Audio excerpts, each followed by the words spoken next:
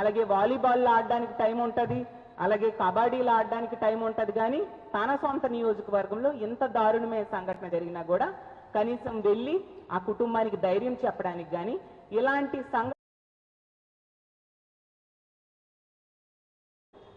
తర్వాత గాయపరిచి ఇప్పుడు నిజం చెప్పు అంటూ కొట్టడం జరిగింది.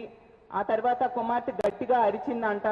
అంతటి వాళ్ళేమో ఎవరితోనైనా చెప్తే చంపేస్తామని బెదిరించారని ఆవిడ ఇచ్చిన కంప్లైంట్లో, ఆ ఎఫ్ఐఆర్ కాపీలో ఆవిడ ఇచ్చిన కంప్లైంట్లో స్పష్టంగా ఆ తల్లి రాశారు.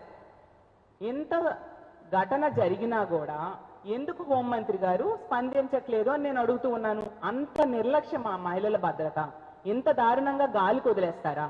అంటే ఈవిడ సింగపూర్ ట్రిప్పులకు వెళ్ళడానికి టైం ఉంటుంది, క్రికెట్లు ఆడడానికి టైం ఉంటుంది, మ్యూజికల్ నైట్స్కి అటెండ్ అవ్వడానికి టైం ఉంటుంది, డ్రామాలకి చూడడానికి వాటికి అటెండ్ అవ్వడానికి టైం ఉంటుంది, అలాగే వాలీబాల్ ఆడడానికి టైం ఉంటుంది, అలాగే కబడ్డీలు ఆడడానికి టైం ఉంటుంది. కానీ తన సొంత నియోజకవర్గంలో ఇంత దారుణమైన సంఘటన జరిగినా కూడా కనీసం వెళ్ళి ఆ కుటుంబానికి ధైర్యం చెప్పడానికి కానీ ఇలాంటి సంఘటనలు మళ్ళీ జరగకుండా తప్పు చేసిన వాళ్ళకి కఠినంగా శిక్షించాలని యాక్షన్ తీసుకోవడానికి, అలాంటి ఆర్డర్స్ పోలీసులకు ఇవ్వడానికి కానీ దీని మీద కనీసం స్పందించడానికి కానీ హోంమంత్రి గారికి టైం లేకపోవడం నిజంగా చాలా దురదృష్టకరం.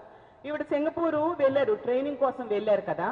అంటే ఈవిడ చేస్తున్న బిహేవియర్ చూస్తూ ఉంటే మరి సింగపూర్లో ఈవిడ ఏం నేర్చుకున్నారు? మహిళల మీద, ఆడబిడ్డల మీద అఘాయిత్యాలు జరిగితే పట్టించుకోకుండా తిరగమని చెప్పారా? నేను అడుగుతూ ఉన్నాను హోంమంత్రి గారికి. ఈరోజు తీసుకుంటే ఈ వెన్నుపోటు పార్టీ ప్రభుత్వంలో మహిళలకు కానీ ఆడబిడ్డలకు కానీ రక్షణ లేదు అనే విషయం స్పష్టంగా అర్థమవుతుంది. మహిళలకి, ఆడబిడ్డలకి ఇంట్లో ఉంటే రక్షణ లేదు, స్కూల్కి వెళ్తే రక్షణ లేదు, పని ప్రదేశంలో కూడా రక్షణ లేని పరిస్థితి చూస్తూ ఉన్నాం. చంద్రబాబు నాయుడు గారు ముఖ్యమంత్రిగా ప్రమాణ స్వీకారం చేసిన దగ్గర నుంచి, హోంమంత్రిగా అనిత గారు అయిన దగ్గర నుంచి ఈ రాష్ట్రంలో మహిళలకి రక్షణ లేదు, అత్యాచారాలు పెరుగుతున్నాయి, అఘాయిత్యాలు పెరుగుతున్నాయి, ఎంత దారుణాలు మహిళల మీద జరుగుతూ ఉన్నాయో మనం చూస్తూ ఉన్నాము. అసలు ఈ రాష్ట్రంలో ఈ కూటమి ప్రభుత్వం అధికారంలోకి వచ్చాక ఈ 2 సంవత్సరాల్లో ముఖ్యమంత్రి గారు ఒక ఫెయిల్యూర్డ్ సీఎంగా పేరు తెచ్చుకున్నారు, ఒక అసమర్థ హోంమంత్రి అయిన అనిత గారు పేరు తెచ్చుకోవడం జరిగింది. పాలన వీళ్ళు గాలికి వదిలేసి, మహిళల రక్షణ గాలికి వదిలేసి వాళ్ళ సొంత పనుల్లో బిజీగా ఉండే పరిస్థితి మనకి స్పష్టంగా కనిపిస్తుంది. ఇదేదో నేను చెప్పడం కాదు, ప్రభుత్వము తమ సొంత సర్వేలోనే ఈ విషయం ప్రజలే చెప్పిన విషయం మనం చూడొచ్చు. ఎందుకంటే మన కలెక్టర్స్ కాన్ఫరెన్స్ జరిగింది, అందులో 21 జిల్లాల్లో మహిళల మీద జరుగుతున్న నేరాలు విపరీతంగా పెరిగిపోయాయని, ప్రజలు అసంతృప్తితో ఉన్నారని ఆ సర్వే రిపోర్ట్లో తేలిందనే విషయం కలెక్టర్ కాన్ఫరెన్స్ లో తెలిసింది.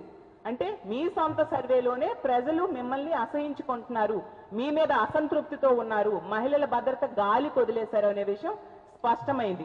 నిజంగా ఇది సిగ్గు చేయటని తెలియజేస్తూ ఉన్నాను. ఎంత దారుణం అంటే ఈ కూటమి ప్రభుత్వం అధికారంలోకి వచ్చాక ఈ హోంమంత్రి గారు చాలాసార్లు చెప్పారు గంజాయిని మేము 100 రోజుల్లో రూపుమాపుతామని. మొన్న కూడా చెప్పారు గంజాయి అసలు ఈ రాష్ట్రంలో లేదంట. ఆవిడ మాట చెప్పి 24 గంటలు కూడా కాలేదు, ముఖ్యమంత్రి గారి సొంత జిల్లాలో మదనపల్లిలో ఒక బాలిక మీద అత్యాచారం జరిగి హత్య చేయడం జరిగింది.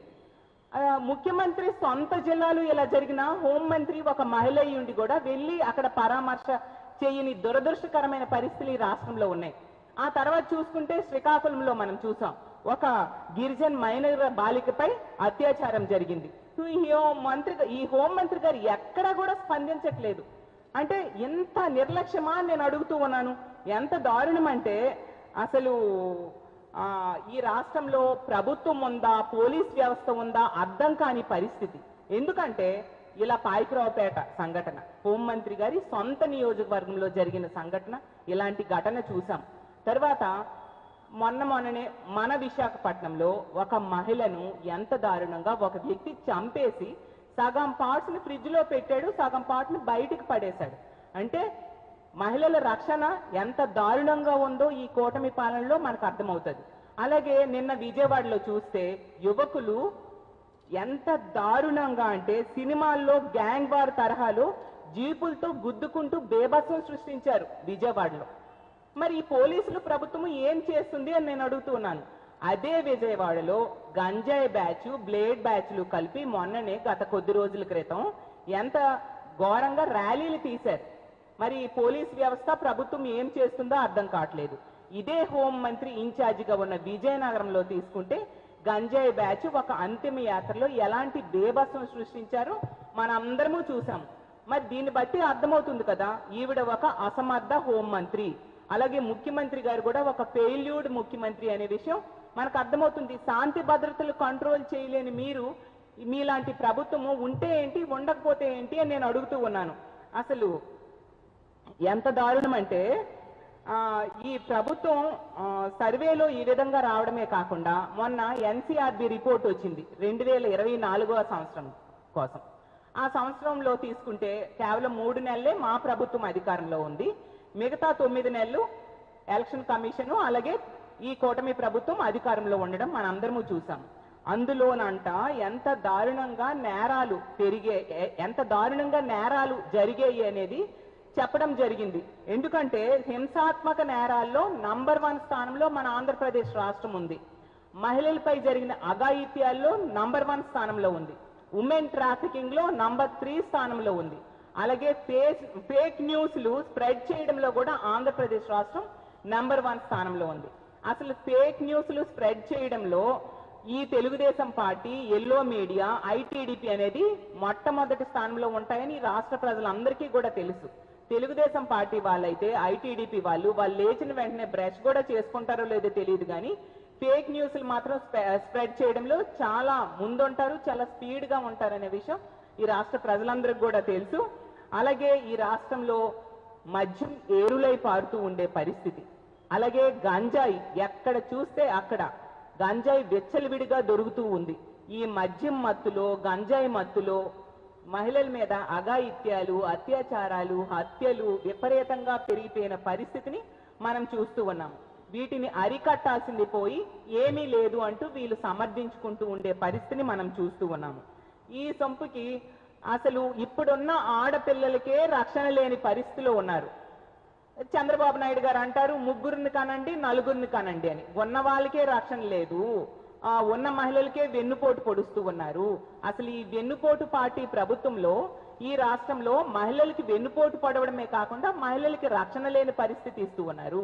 ఇంకా అంతమంది పిల్లలు కనిస్తే వాళ్ళకి మీరు ఎక్కడ రక్షణ కల్పిస్తారు?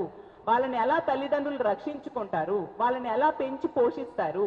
మీరు ఇచ్చిన హామీలు అమలు చేయట్లేదు, రక్షణ ఇవ్వట్లేదు. పిల్లల్ని కనమని ఏ విధంగా చెప్తారో నేను అడుగుతూ ఉన్నాను. ఎప్పటికైనా మీరు బాధితులకు అండగా నిలబడండి. ఈ పాయకరావుపేట సంఘటనలో తీసుకుంటే వాళ్ళకి అండగా నిలబడాల్సింది పోయి ఈరోజు ఆ కుటుంబానికి ఇబ్బంది పెట్టే పరిస్థితి మనం చూస్తూ ఉన్నాము. ఈ రోజు దేశ వ్యవస్థ గనుక ఉండుంటే ఇలాంటి సంఘటనలు జరిగేవి కాదు కదా. ఒకవేళ జరిగినప్పుడు సత్వరమే చర్యలు తీసుకునే పరిస్థితి ఉండేది కదా. అలాగే తీసుకుంటే ఆ రోజుల్లో జగన్మోహన్ రెడ్డి గారి ప్రభుత్వంలో, మా జగనన్న ప్రభుత్వంలో దిశ పోలీస్ స్టేషన్స్ ఉండేవి, దిశ యాప్ ఉండేది, అలాగే దిశ చట్టం అనేది అసెంబ్లీలో ఆమోదం పొంది కేంద్రం దగ్గర పెండింగ్ లో ఉన్న అందులో ఉన్న అంశాలన్నీ కూడా మన ఆంధ్రప్రదేశ్ రాష్ట్రంలో అమలయ్యేది. మరీ ముఖ్యంగా సచివాలయ వ్యవస్థలో ద్వారా మహిళా పోలీసులను ఏర్పాటు చేసి మహిళల రక్షణ కోసం, బాలికల రక్షణ కోసం ఎన్నో చర్యలు తీసుకున్నారు. అవేవి ఈ రోజు పని చేయట్లేదు. నిర్వీర్యం చేసేయడం వలన ఇలాంటి సంఘటనలు రిపీటెడ్ గా జరుగుతూ ఉన్నాయి. గంజాయి, మద్యం కూడా విచ్చలవిడిగా ఏరులై పారుతూ ఉండే పరిస్థితి కూడా చూస్తూ ఉన్నాము. ఎప్పటికైనా ప్రభుత్వం మిమ్మల్ని నమ్మి ఓట్లేశారు ఈ రాష్ట్ర ప్రజలు, కాబట్టి మహిళల రక్షణ మీద దృష్టి పెట్టాల్సిందిగా కోరుతూ ఉన్నాను. ఈ పాయకరావుపేటలో జరిగిన బాలిక, దళిత మైనర్ బాలిక, ఒక తండ్రి లేని ఒక దళిత మైనర్ బాలిక, ఆ కుటుంబానికి అండగా ప్రభుత్వం నిలబడాల్సిందిగా కోరుతూ ఉన్నాను. అలాగే మహిళా హోంమంత్రి తన సొంత నియోజకవర్గంలో ఇలాంటి సంఘటన జరిగింది, ఆ కుటుంబాన్ని పరామర్శించాలి. అలాగే ప్రభుత్వం కూడా ఆ కుటుంబానికి ఆర్థిక సహాయం చేయాలి. ఈ సంఘటనలో తప్పు చేసిన వారికి కఠినంగా శిక్షించాల్సిందిగా డిమాండ్ చేస్తూ ఉన్నాను. ఈ సంఘటనలో ఈ కేసుకి అలసత్వం చేసిన వాళ్ళని కూడా శిక్షించాల్సిందిగా కోరుతూ ఆ మహిళకి తక్షణమే, ఆ బాలికకి న్యాయం చేయాల్సిందిగా ప్రభుత్వాన్ని డిమాండ్ చేస్తూ సెలవు తీసుకుంటున్నాను. Thank you.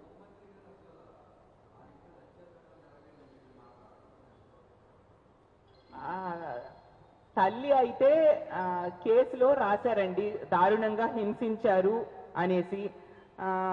అదే విషయాన్ని ఏం జరిగింది అనే దాన్ని వాళ్ళు దీని మీద పరిశోధన చేసి దాని మీద చర్యలు తీసుకోవాల్సిందిగా మేము డిమాండ్ చేస్తూ ఉన్నాము. ఇలాంటి ఘటన జరిగినప్పుడు ఏమి జరిగింది అనేది తెలుసుకోవాల్సిన బాధ్యత పోలీసులది, ప్రభుత్వానికి. తెలుసుకొని ఆ కుటుంబానికి న్యాయం చేయాల్సిన బాధ్యత ఉంది. ఎందుకంటే ఇప్పుడు పోక్సో కేసు నమోదైంది. ఆ బాలికని ఎంత దారుణంగా, ఒక మైనర్ బాలికని ఎంత దారుణంగా హింసించారు అంటే ఏ విధంగా హింసించారు అనేది నా నోటితో నేను చదవలేకపోతున్నాను. అంత దారుణంగా హింసించారని తల్లి చెప్తూ ఉన్నారు. మరి అంత దారుణంగా హింసిస్తే ప్రభుత్వం చర్యలు తీసుకోదా? ఒక బాలికని ఇద్దరు వ్యక్తులు ఆ విధంగా ప్రవర్తిస్తే బాలిక మీద ప్రభుత్వం చర్యలు తీసుకోదా? హోంమంత్రి వెళ్ళి ఆ కుటుంబానికి అండగా ఉండి ధైర్యం చెప్పాల్సిన బాధ్యత లేదా అని నేను అడుగుతూ ఉన్నాను.